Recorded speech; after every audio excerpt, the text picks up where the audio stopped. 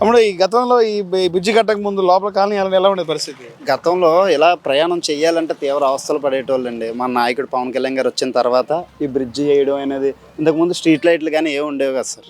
ఇప్పుడు వచ్చిన తర్వాత పవన్ కళ్యాణ్ గారి హయాంలో ఈ సుమారు 2 కోట్లు 3 కోట్ల పైన ఉండొచ్చు ఇలా వేసి అభివృద్ధి చేశారండి. నైట్ టైం వెళ్ళండి పరిస్థితి ఏంటి? నైట్ టైం అసలు రాకపోకలు ఉండే కదండి. ఏదైనా వర్షం కానీ వరద కానీ ఏమన్నా వచ్చిందంటే మోకాళ్ళు ఇంత లోతులోంచి పడవల మీద ప్రయాణం చేయాల్సి ఉండేది. ఇప్పుడు మన సార్ వచ్చిన తర్వాత మనం నమ్మినందుకు న్యాయం జరిగిందండి. నేను నమ్మినోడు గొప్పోడు, అదే చాలు. ఎలా ఉంది పిఠాపురం డెవలప్మెంట్ ఇంకా ఊర మాసండి. సార్ మళ్ళీ పోటీ చెయ్యాలి కానీ ఎన్నిసార్లు అయినా సారే వస్తారు.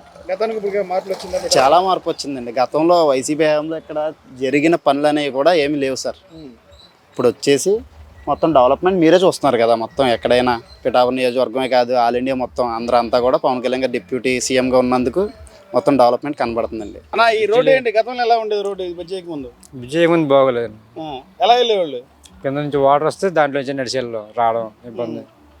ఇప్పుడైతే బ్రిడ్జి పడ్డాక బాగుంది. మొత్తం ఎన్ని ఇళ్ళు ఉంటాయి కాలనీలో? ఐడియా లేదు కానీ చాలా ఇల్లు ఉన్నాయి. ఇచ్చిన 100%లో కూడా 90% అయిపోయింది. ఇంకా కొద్దిగా ఉన్నాయి ఇంకా చిన్న అంటే ట్రబుల్ అయ్యి కొంచెం ఇబ్బంది గురించి బ్రిడ్జి లేక కొంతమంది ఇబ్బంది పడ్డారు అనమాట. దానివల్ల ఇప్పుడైతే మిగతా అయిపోతాయి. రోడ్ వేసిన తర్వాత బాగుందని, బ్రిడ్జి వేసిన తర్వాత పవన్ కళ్యాణ్ గారు వచ్చిన తర్వాత బ్రిడ్జి వేసిన తర్వాత చాలా బాగుంది. గతంలో అయితే అండి ఇక్కడ దాకా బాడితో వెళ్ళేవాళ్ళు. ఇక్కడ బాడితో వెళ్ళేవాళ్ళు, చాలా ఇబ్బంది పడేవాళ్ళు అండి. సీఎం గారు పవన్ కళ్యాణ్ వచ్చిన తర్వాత అంటే చాలా బాగుందండి. అప్పుడైతే చాలా ఇబ్బంది పడేవాళ్ళు అండి. ఆ బాళ్ళ నుంచి అక్కడ నుంచి అలా నడిచేవాళ్ళు అండి. దారి ఉండేది కదండి. ఇప్పుడైతే ఏ ఇబ్బంది లేదండి. శుభ్రంగా పవన్ కళ్యాణ్ వచ్చి మాట నిలబెట్టుకున్నారండి. దానివల్ల ఇవాళ చాలా సంతోషంగా ఉందండి. పండగ కన్నా ముందు పండగ వచ్చినట్టు ఉందండి మాకు ఈ బ్రిడ్జి రావడం వల్ల. జగన్ కాలనీ కాదండి, హౌసింగ్ కాలనీ అండి.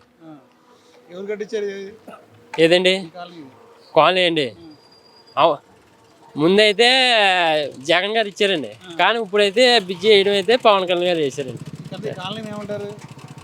హౌసింగ్ కాలనీ అంటున్నామండి. లేదు కాదండి, హౌసింగ్ కాలనీ అండి.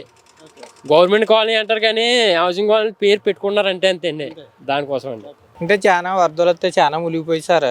మునిగిపోతే మేము 4-5 రోజులు, వారం రోజులు కూడా అందులో ఉండిపోయేవాళ్ళం. ఏమి నీళ్ళు కానీ ఏం కానీ సౌకర్యం ఏమి ఉండేది కాదు. కానీ వచ్చి పవన్ కళ్యాణ్ వచ్చాక మాకు ఏదో మంచి దారి చూపించాడు. అంతే. పవన్ కళ్యాణ్ వచ్చాక ఉంది మీ కాలనీ పరిస్థితి? కాలనీ పరిస్థితి అంటే ఇక మాకు వాటర్ సరిపోయి లేదు సార్. ఇకంతే వాటర్ రావడం వారానికి ఒకసారి టిన్ను పోస్తారు, అది వారం అంతా సర్దుకోవాలి మేము.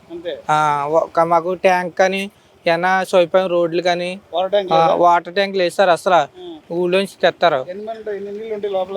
ఒక 1000 కొంపలు ఉంటాయి సార్. మొత్తం 3000 2200 ఎంతో కొంపలు సార్. ఒక 1000 కొంపల దాకా వేశారు. వాటర్కే చాలా ఇబ్బంది సార్. వారానికి 10 రోజులకు ఒక టిన్ను పోతారు సార్. అయ్యే సరిపెట్టుకుంటున్నాం, పెట్టుకొని తాగడం. ఉప్పు నీళ్ళు వస్తున్నాయి సార్. ఉప్పు నీళ్ళు బట్టలకి అయ్యి ఏమైనా ఉతుక్కోవడానికి, తానాలు చేయడానికి అయ్యే సార్. అంతే. మాకు కేవలం కావాల్సింది వాటర్ టిన్ను, వాటర్ ట్యాంకు, డ్రైనేజీలు సార్. అంతే. డ్రైనేజీలు కూడా లేక ఇబ్బంది పడిపోతాం. ఒకరికొకరు దాంట్లోకి వెళ్తే గొడవల కింద అలాగే ఉన్నాయి సార్. అది